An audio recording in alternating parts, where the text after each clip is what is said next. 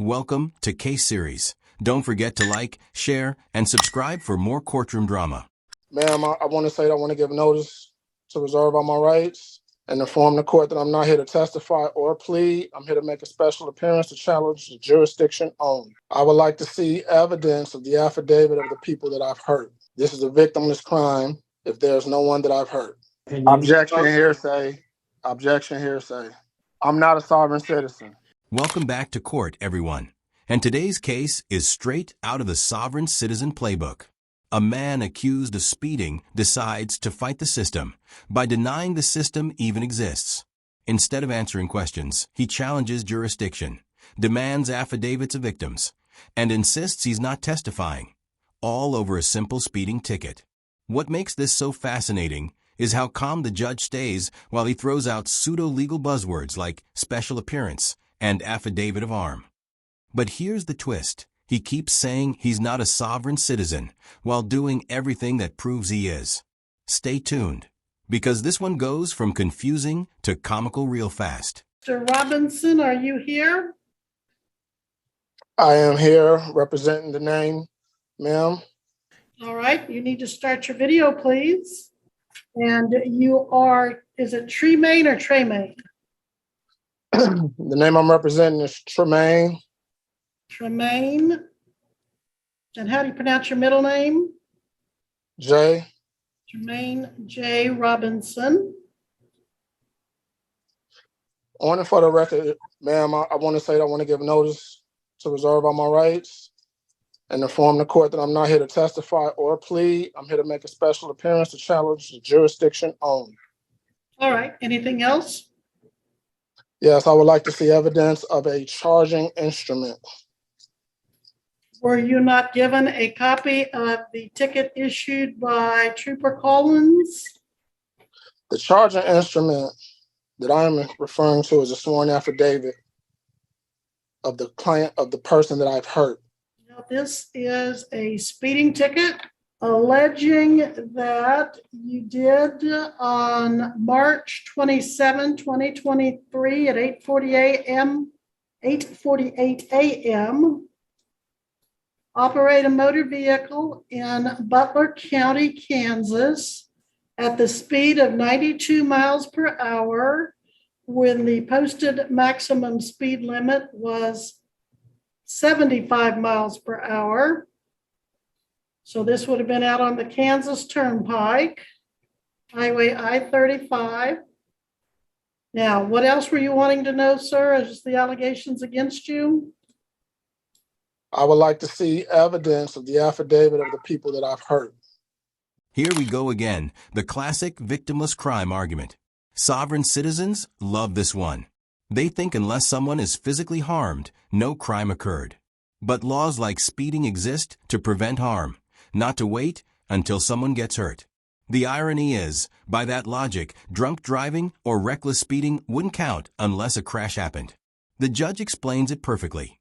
The victim is the state itself, because traffic laws protect the public.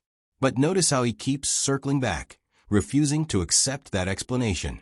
It's like arguing gravity isn't real because you haven't fallen yet. The victim would be the state of Kansas in that you violated the laws enacted to protect the people of the state of Kansas. But this is not the type of crime which would require or have individual names listed. So your next point, if any?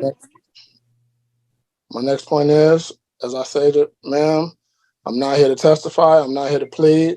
I would like to see the affidavit with 2 signatures for the person that I've hurt. If I didn't hurt anybody, there's no crime. All right, well, I'm going to proceed.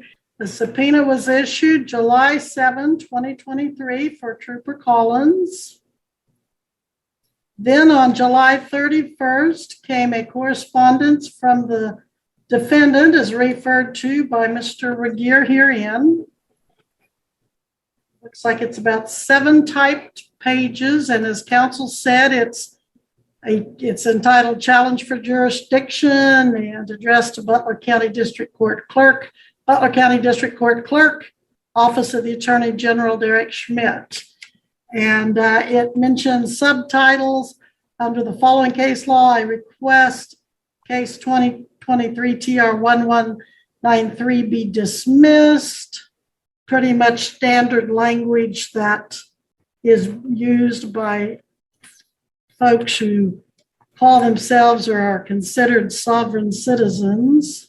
Quote, it is on this date, July 27, 2023, I, Tremaine J. Robinson, it's Tremaine-J, Robinson, in the county of the Seminole of the state of Florida and a zip code, a natural man, attorney in fact, as a living human being who's the beneficiary of Tremaine J. Robinson trademark. Swear that the information in my sworn statement is truthful to the best of my knowledge and understanding. I, Tremaine J. Robinson, beneficiary of Tremaine J. Robinson, revoke my signature on any and all pages of any and all tickets, summonses, contracts, and or agreements signed by the side of the road in the state of Kansas by Officer Collins K.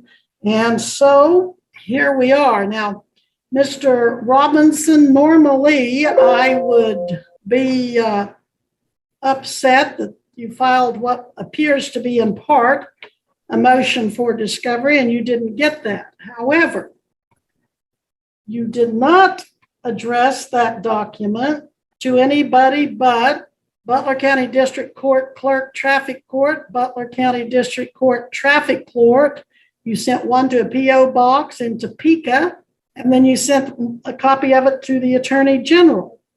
But you did not send it to the Butler County Attorney. Therefore, he did not know you were trying to get discovery.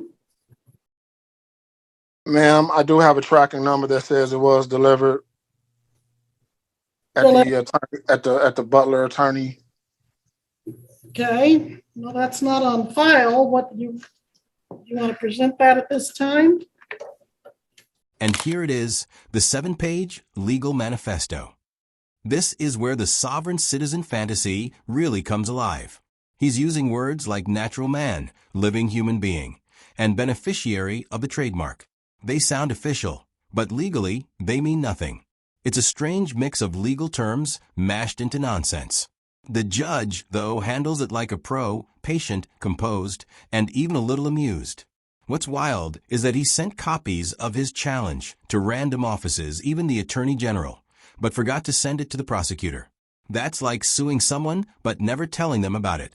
The benefit of it's a multi-subject document, but this document filed by the defendant that I'm giving the benefit of including what he offers as a motion for discovery was not filed with the clerk until July 31st. So that was after the statutorily required 21 days. And then it was not filed upon the prosecutor who would have, or the witness who would have held any evidence, but rather again on Butler County Clerk in Topeka, Kansas, that to my knowledge doesn't exist, the Butler County Clerk in El Dorado, and Attorney General then Derek Schmidt in Topeka. And that's if it was served, if I take the defendant's benefit of the doubt, that it was saying it was served sometime yesterday before today's 1:30 trial, the court has to decide if that later time was reasonable. And I do not find that it was reasonably served on the county attorney. I am at this point going to say that any last minute motion for discovery is denied and we are prepared to go to trial. Now I've lost you, Mr. Robinson. Are you still somewhere available? No. What are you doing there with your computer? Right now, I was looking for a document, but no, I am not. Now this part shows how disconnected he is from reality. He argues that mailing something yesterday counts as proper legal notice. In real court, discovery isn't a game of, I mailed it last night, so it's fine. There are deadlines, procedures, and proof of service. The judge even gives him the benefit of the doubt, but still denies it because it's way too late. This moment captures the truth about many of these cases. It's not about evidence or defense. It's about control. These defendants think if they say the right magic words, the whole case collapses. Spoiler, it never does. Put yourself back in front of the camera, follow the court's order, or you could be found in contempt. I don't want to do that. Thank you, sir. Your Honor, in that particular case involved a sovereign citizen where the court noted in the memorandum opinion. Objection, hearsay. Objection, hearsay. Case law is not considered hearsay or. I'm not a sovereign citizen. All right, he's not a sovereign citizen. Go ahead, Mr. Regier. Yes, Your Honor. In that case, the Kansas Court of Appeals noted, quote, the defendant thinks the law does not apply to him. He avows that he, unlike other citizens, is sovereign and immune from prosecution. The court went on to address the issue of venue, which the court noted that, quote, venue is generally proper in the county where the crime was committed. I will address that momentarily, as well as referring to KSA 22-2602. Additionally, and perhaps most relevant to this court, the defendant in that case, quote, complains that his objections to the trial court's jurisdiction to prosecute him arise from the claim that he is a sovereign citizen. This is not the first appellate court to deal with such a claim. Another panel of this court used analysis of federal case law to reject a similar claim. And then quoting from Seventh Circuit and Eighth Circuit cases, quote, an individual's belief that his status as a sovereign citizen puts him beyond the jurisdiction of the courts has no conceivable validity in American law, regardless of an individual's claimed status of descent, be it as a sovereign citizen, a secured party creditor, or a flesh and blood human being. That person is not beyond the jurisdiction of the courts. These theories should be rejected summarily, however they are presented. And with that, I would respectfully call my first witness to the stand. All right. I do find that this court has jurisdiction and venue to proceed, and the arguments made by the defendant in the 7-page document referred to. At this point, the tension is thick. The judge is doing everything possible to keep this on track, but the defendant keeps interrupting, objecting to hearsay, and even hides off camera.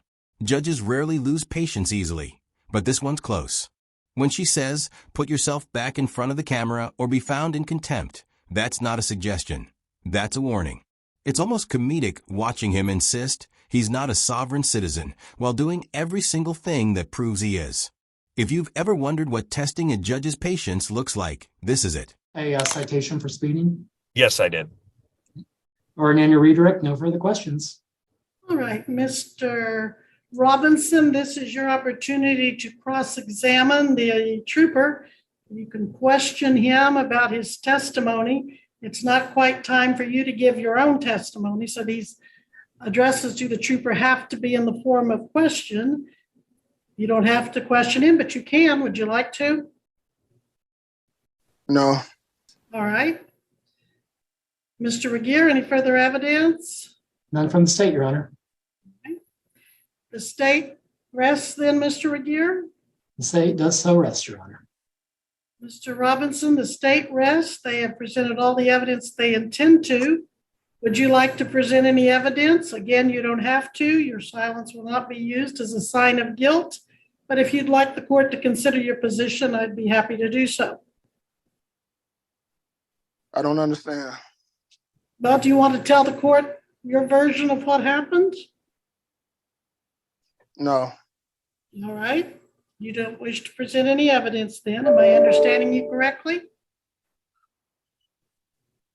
The evidence that I tried to present, you won't give due process. Okay. But do you want to give any testimony about the events leading up to this ticket, March 27, 2023? No. All right. Well, I will find the defendant guilty of speeding 92 and a 75. The scheduled fine is $87. Court costs are $108.